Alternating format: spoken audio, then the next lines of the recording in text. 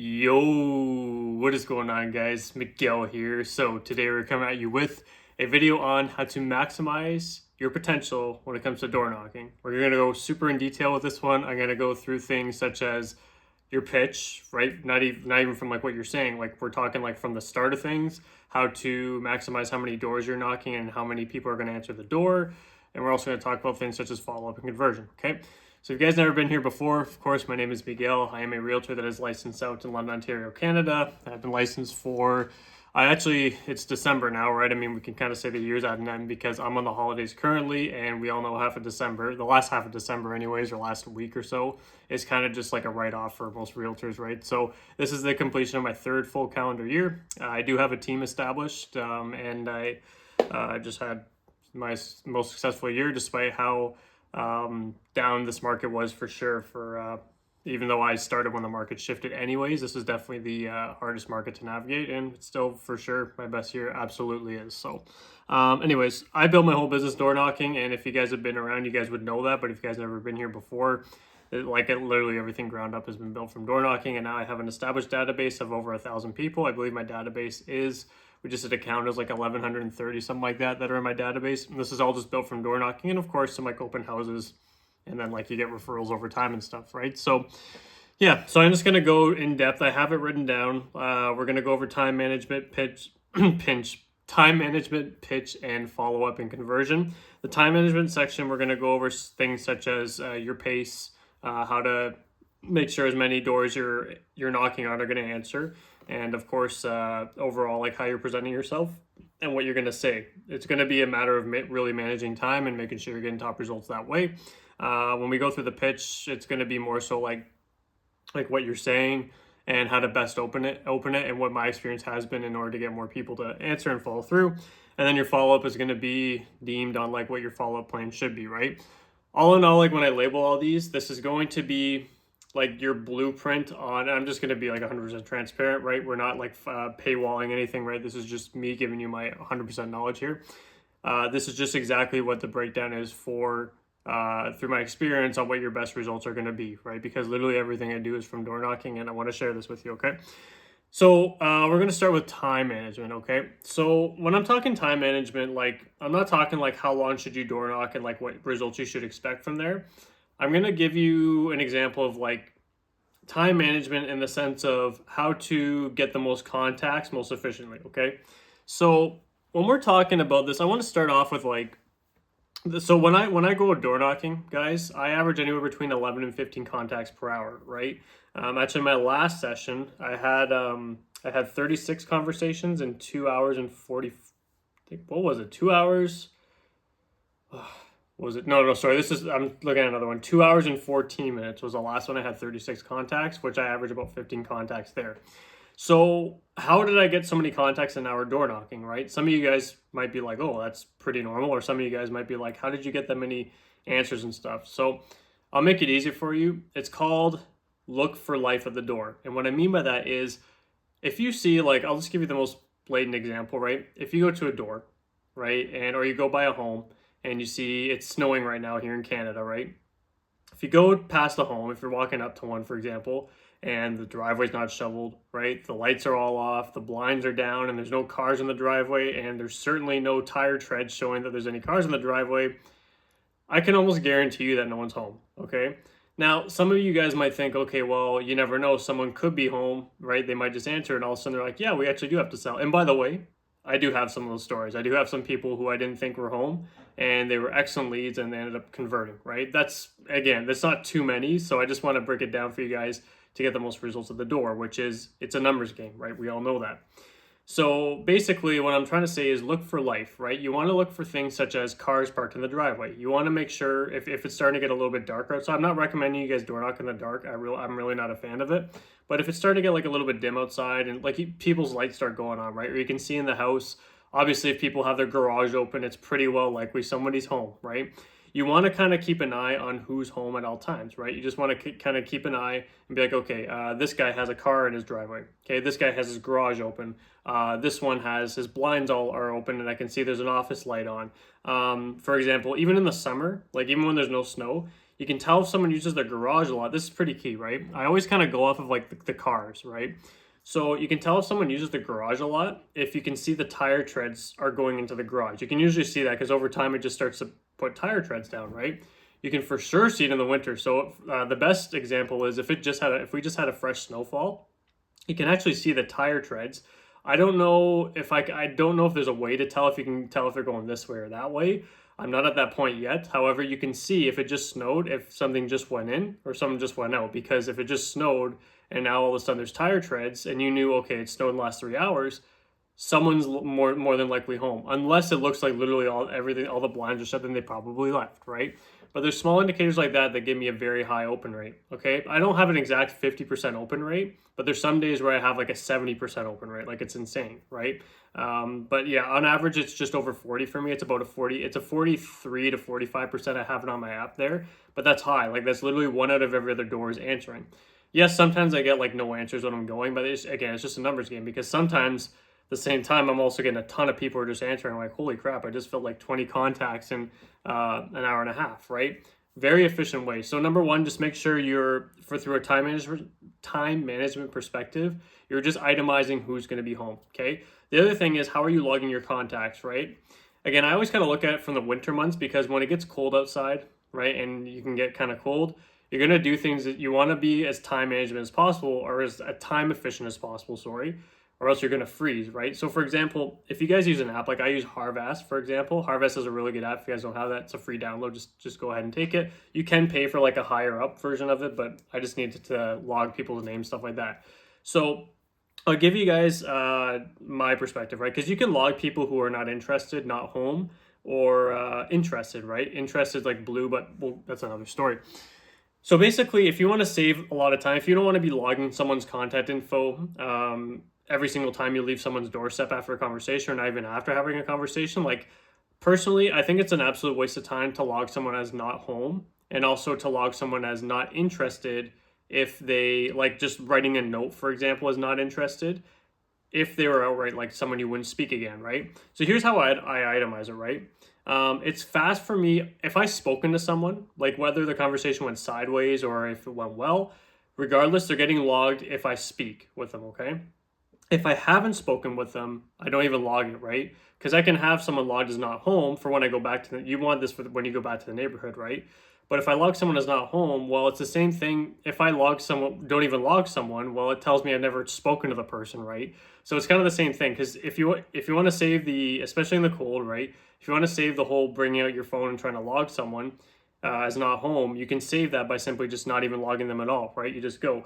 Now I understand if you're trying to log like how many doors you're knocking, like I get that. You can totally do that. But over time, if you're brand new, I still recommend you do that, right? But over time, I kind of have an idea of how many doors I need to knock on to hit my numbers, right? That comes with some time and experience, right? But if you really want to save some time, don't even bother logging if someone's not home or not, okay?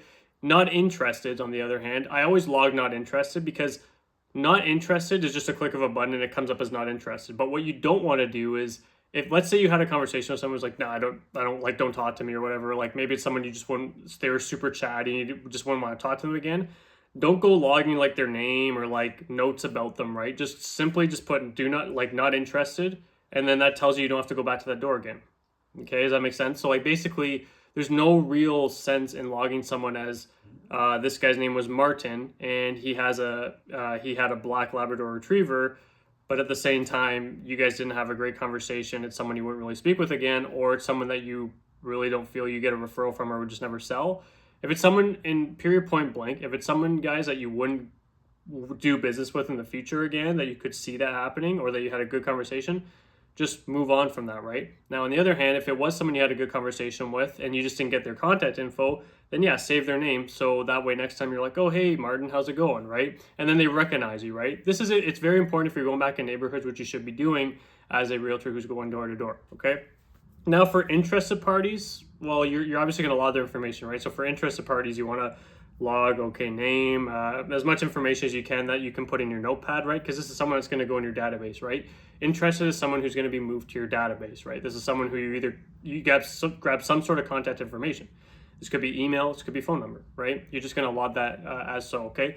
So The other thing I want to talk about too, the last thing on time management is, I guess I could kind of add another thing in before I head into the next one, but make sure your phone's put on do not disturb. I myself have a lot of stuff going on in a normal work day.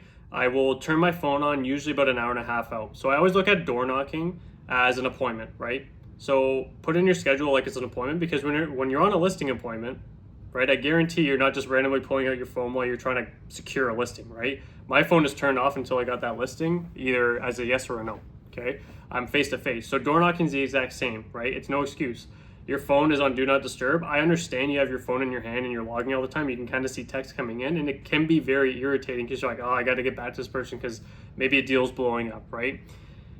Period, point blank, guys. I know I'm going to be saying this a lot. Period, point blank. That must be my word today, or my catchphrase. But look at it as an appointment, and then every hour and a half or so, take a break, turn your phone on for like 5 to 15 minutes, and just get back to what you need to, right? But I usually say like 3 hours is a good block for door knocking. Do more if you can, right? But again, at minimum, every hour and a half, you want to just turn your phone back on and get back to what you need and go from there, okay? That's another part of time management. The last part of time management is simply just have a good pace, right? Don't go like lagging around, like don't go like sluggish. Nope, chest up, like just walk. Don't look too sketchy. If you walk too fast, people are kind of like looking at you. Like, you don't want to present yourself as like a clear on salesman, right? Just keep walking, like walk at a normal pace, right? But just make sure you're on a decent pace, right? Don't be sluggish. Don't be like screwing around with your phone out. Just look straight, have a smile on your face, and just walk at a steady pace, okay? So the next thing we're going to go into is the pitch. So pitch goes as far as what you're going to wear, right? I kind of made a video on this. I made a whole video on like the pitch and everything, but I kind of want to discuss it here because this all is itemized towards getting you better results at the door. So pitch, we're going to go into like how you dress, how you present yourself, and ultimately what you're going to say to open up the conversation, okay? So what you want to do is, for dressing, right, you don't have to wear a suit and tie. Like, honestly, when I go out, if you guys see my door knock, I have some door knocking live videos, right? In the winter, I have my North Face winter jacket. In the I guess windbreaker weather, I have my North Face windbreaker. And then when it's warm outside, I have like my nice fitted Lulu joggers with like a really nice, I have a lot of shoes. Like, I'll wear like a nice expensive pair of shoes that like people are like, oh, those are really cool, right? Like, but then I have like a nice fitted t-shirt and my nice watches on, right? And then I have my ball cap, right? Point is, like, you can go out in whenever you want as long as it looks reasonably professional, right? You don't have to wear a suit and tie because you're going to be uncomfortable, and it honestly just throws everything out. But the reason why that's part of your pitch, guys, is because people are going to itemize you in a box, right, when they see you, how you're dressed, right? So you want to wear something where it comes off as like, okay, this guy looks presentable and someone that you would open the door for, right? You got to look at it as, is someone, like, how likely is it someone's going to open the door for me, right? So if you dress as like salesman, right, you guys know, like in my area, for example, I'll have, I think it's like Brookstone or whatever, like windows and doors. And then I'll have like another pest control. And then there's like I forget, but like those guys are all in uniforms, right? I already know I'm not going to answer the door because they're already dressed in uniforms and they have like the clipboard out or their iPad, right? And I already know I'm going to get pitched, right? So I don't want to answer it. Versus if someone like myself answers the door and I'm wearing my white cap, like I'm just casually dressed but like still look presentable, like professional, like, oh, you spark that curiosity, right? So people are already like, who is this guy, right? You could wear a name tag if you want. The problem is, I honestly, at the same time, I've never had someone point out like, oh, you should have a name tag or whatever. I've had people think North Face was like the company I was working for. I don't know like what rock people are living under, but it's just literally a jacket, right? But you want to make the other individual feel like they could be comfortable with you, right? And a lot of that comes down to, don't dress like over fancy, right? Just dress nice and professional, right? Like presentable and something like down to earth, right? That's the vibe I give, right? So a big part of your pitch is like what you're wearing. Like when you're door knocking, a huge part of that is what you're wearing. You want to get them to answer the door. The other side of it too is when you're going up to someone's door, like when you knock on the door, have like a unique knock, right? Like don't go like, I don't want to knock over the camera because my setup's a little bit wonky, but like don't go like boom, boom, boom, boom. Like, yeah, I may have just moved that. I don't know. If you guys can see me, that's good, but I'm gonna try to knock somewhere else, probably on here. So don't go like, I hope that doesn't throw my dog off either, right? Like don't like do like some like, you know, aggressive knock or like some standard knock. Like the way I knock is like this. I'll always do it like this. Like it's nice welcoming walk, or it's a nice and welcoming knock, and it's something that make someone go like, oh, that sounds like interesting, right? It's not like the police are here, you know what I mean? Like it's something that like you want them to be like, okay, like receptive, right? You want someone to be receptive through your door knock, right? If someone has a Ring doorbell too, I'm gonna ring the Ring doorbell. Or if they have a Ring doorbell, a doorbell and a door, guess what? They're getting Ring doorbell, and right? So they're gonna get that every single time because I want to make sure they know I'm there, right? But at the same time, it's not super intrusive and it's something that helps them to open the door. The other thing I do too is I step about 5 to 6 feet back, right? You can kind of get that, like, you can kind of feel it, right? You can feel that you're at a comfortable distance. Go back far enough that you're about 5 to 6 feet out, okay? You can feel that out again. Like, just don't be in their personal space, and usually 5 to 6 feet back is out of personal space. And even if you want to go further back, as long as you're not too, you can feel if you're too far back, it feels a little bit awkward, and you don't want to be like talking too loud, right? But 5 to 6 feet is that general rule. And you also want to like kind of like turn sideways a little bit, and like because if there's like a drop to the next, if it's a smaller porch, right, and there's like a drop to the next. There's like a 2-stair or whatever, and you can put your foot down on the other one, just kind of like lean a little bit. You immediately give off a welcoming vibe, right? They're like, oh, this guy's not a threat. Like, and you're just like, yeah, I'm just gonna get going here in a little bit, right? So all that, your body language and how you're giving them space and your knock and how you're dressing is a huge, like, guys, it's a massive part of your pitch. Like, just trust me on that. It is. So all those combined, make sure you have that down pat. Before I go into the last part of the pitch, which is what I do say, there was a part in time management I want to go over, and it was about what doors you're gonna knock on too. Sorry, I didn't get into that. So before I go in, so the next part I'm gonna say, guys, after this is what I'm gonna be saying. I didn't write it down, that's why I went past it. But the next part, what I'm gonna say after this is what I'm gonna be saying for my pitch. But when you're door knocking, right? On top of itemizing doors, so what I mean as well by itemizing doors on top of who's home is itemize the home by how someone keeps the home, okay? So what I mean by that is you can really read, you can almost guarantee, you can almost tell if the home is a rental or if it's owner occupied, right? So for example, if I see a home has like really cheap paint or like there's garbage cans, like just like, you know, lined up on like the driveway and like nothing looks like it's taken care of, chances are A, that's a rental, but B, even if it isn't, I don't really want to knock on that door because that's a direct image of how that client, quote unquote, or that potential client carries himself. Okay, in today's market, you can't, like, these homes, and at least in our market, those homes don't sell. We're like kind of similar to a buyer's market. I only want to work with people who, I do want to work with a motivator, right? But I want to make sure I work with people who have their stuff in line, right? So if I read a home is like really not well taken care of, those are usually the people, by the way, who are going to give you an earful, right? I like rarely ever get someone who's like offensive to me at the door and whatnot because I go to the homes that like people take a good number on them, right? You can tell they have like the nice, it's like freshly painted. It just looks nice. You know what I mean? Like the home presents itself well to where you feel comfortable to knock on, right? You don't want to go on those doors as like, oh, a big beware of dog sign and like it's all beat up and they have like a huge like lifted truck in the driveway. Like I'm not going to go knock on that door because that's probably not the client I want to work with, right? The beauty of door knocking, guys, and just as real estate, especially in these markets, is I choose who I want to work with, right? Especially at the time of where I'm at with my business. I basically interview people, right? They don't interview me. Yes, they interview me, but I interview them a lot more because I want to make sure I'm taking on a reasonable client. I don't know what just happened there. Anyways, so what I'm saying is on top of reading if someone's home, you want to read if the person is actually a reasonable client. And a lot of that time that just comes to how well they take care of the home. So again, if it looks like it kind of comes down to your own safety too, right? But if the home is really sketchy looking, and short, guys, if the home is sketchy looking, it's not well maintained, don't even bother. Just go to the next one, go to a nice owner occupied home, right? It doesn't have to be in like perfect shape, right? It could just be an old person that lives there, just hasn't really been taking the best care, but you can still tell if it's an owner occupied home. That makes sense, right? So that's what I also want to add in terms of itemizing your doors, right? In terms of like who's also home, okay?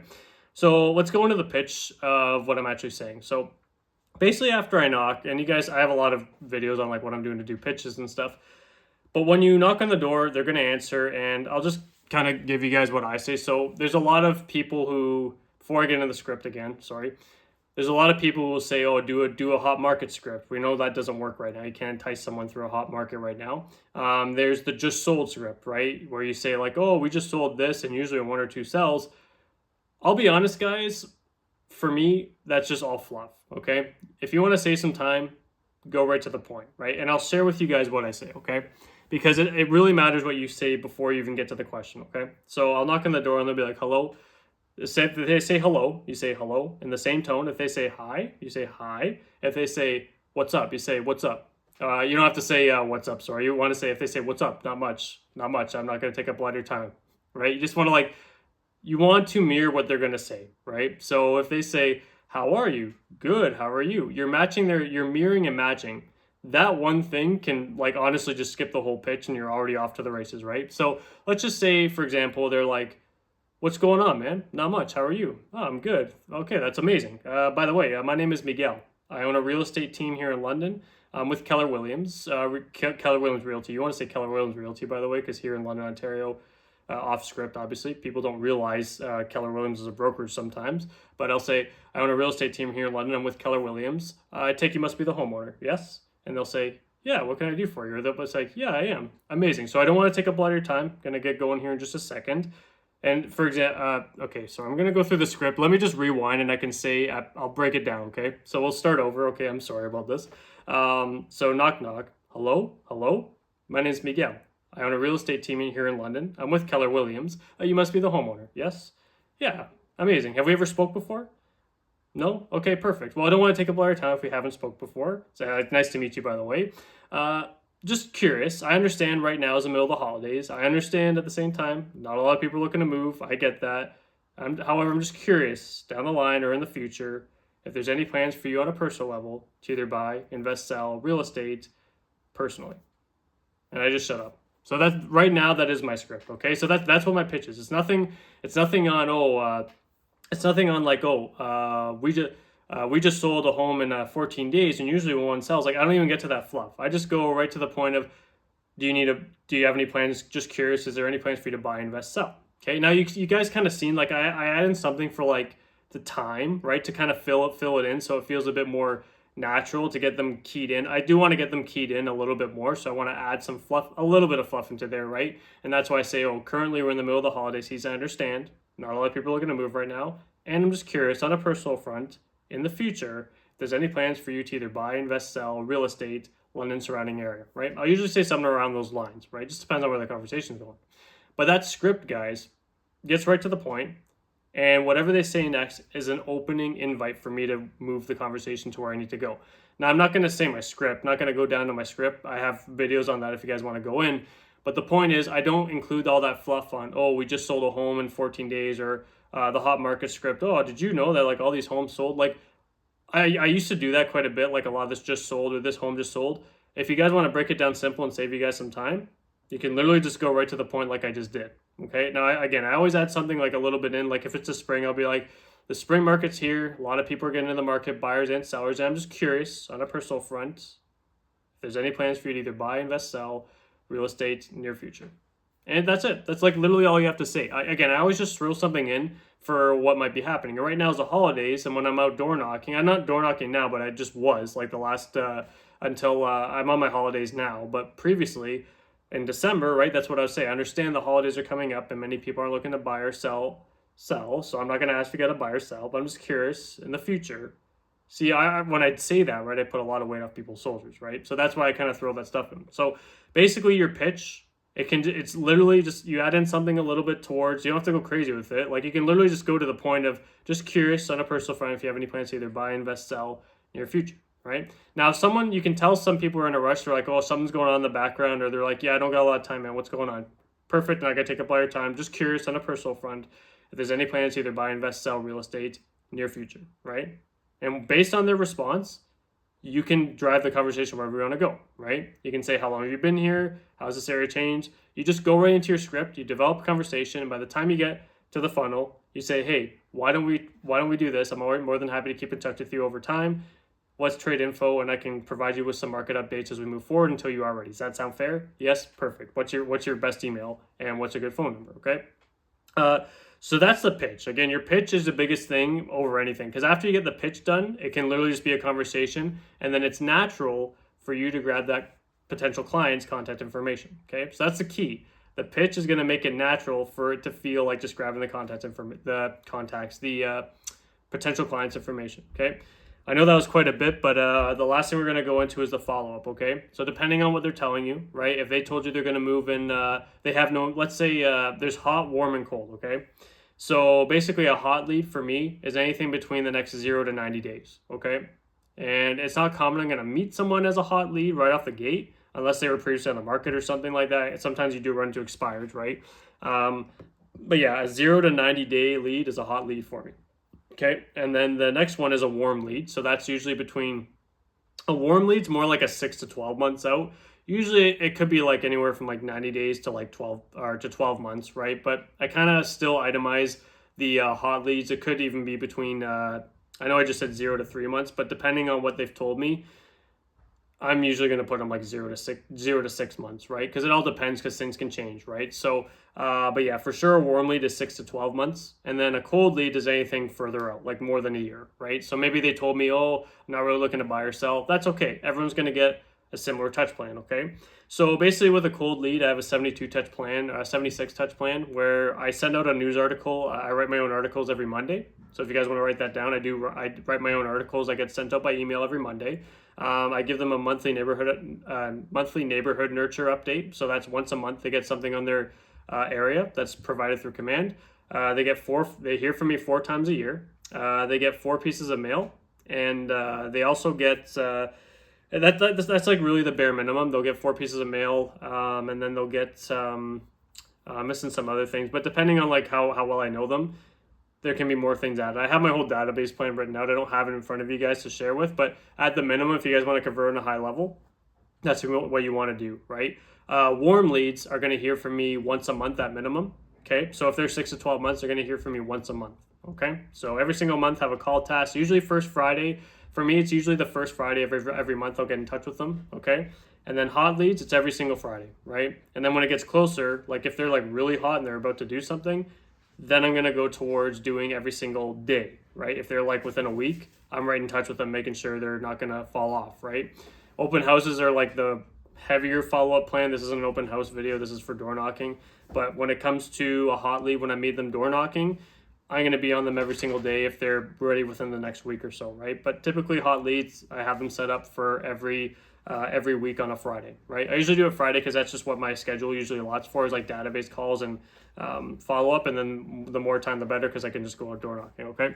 So that's usually the best way to follow up. And then all those people that I meet at the door, whether you're hot, warm, or cold, they get a thank you card sent out. So I'll have a handwritten note, a thank you card, just thanking them for their time, right? Again, guys, write all this down if you want to add some more value to your database. I'll write out a handwritten thank you note, and then my business card will go in there because they don't already have my business card. I know some people say don't include your business card, but just because most people will want it and put it on their fridge, I've never met them, right? So I'll stick it in there as the initial touch base. And then what I do 2 to 3 weeks out after meeting them, I'll reach out just saying, hey, just relaying what that card is saying. I really appreciate your time that day. And if you or anyone you know ever asks questions when it comes to real estate, you're more than welcome to reach out. More than happy to be a good, useful resource for you. And if they have any questions, I can answer it for them on the phone there, right?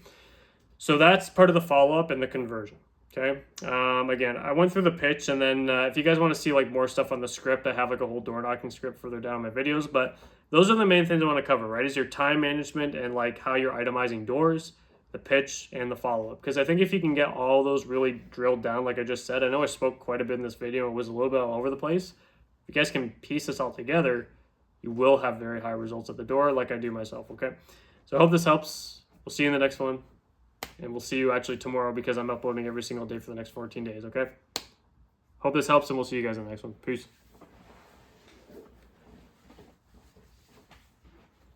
Miss Lee.